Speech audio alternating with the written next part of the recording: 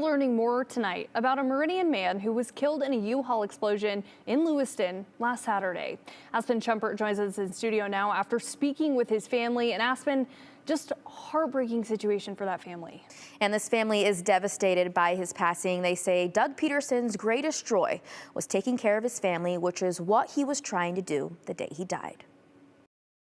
It's hard to summarize a person in a sentence or a paragraph. But if Doug Peterson's sister-in-law were to try to summarize, she says the way he lived his life did the explaining. Doug was one of the good guys. He was always there to help, even though he probably didn't have the time. Tina Turley says that's why it was no surprise he dropped everything to help his mother and terminally ill stepfather move from Lewiston to Boise earlier this month. When Doug heard that Dawn was going to drive the U-Haul down to Boise, he said, absolutely not.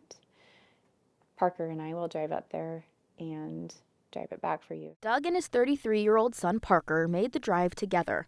Doug would handle the U-Haul while Parker followed in their car. But Doug never made it out of the Old Navy parking lot in Lewiston.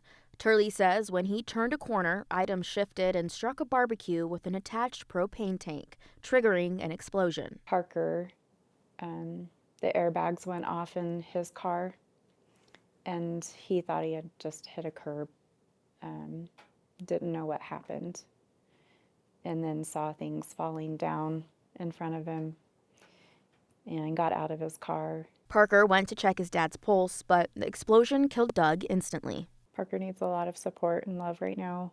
Doug leaves behind his wife of almost 37 years, Jennifer, and their 3 kids. It's been extremely difficult, extremely sorrowful for the sudden loss of a husband, a dad, a brother, brother-in-law.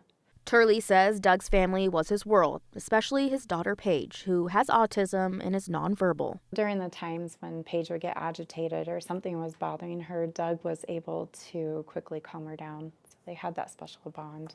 Doug was also a well-known real estate photographer here in the Treasure Valley. He would often work on his photos beyond his clients' expectations. Jennifer would stay home with Paige, who Turley says needs 24/7 care. But because Doug was the sole provider of the family, Jennifer now faces an uncertain future. It's difficult for Jennifer, just wondering what the next steps are. How do I provide for myself and my daughter at home? Turley says in the uncertainty, the family is leaning on one another, knowing this holiday season won't feel the same without Doug.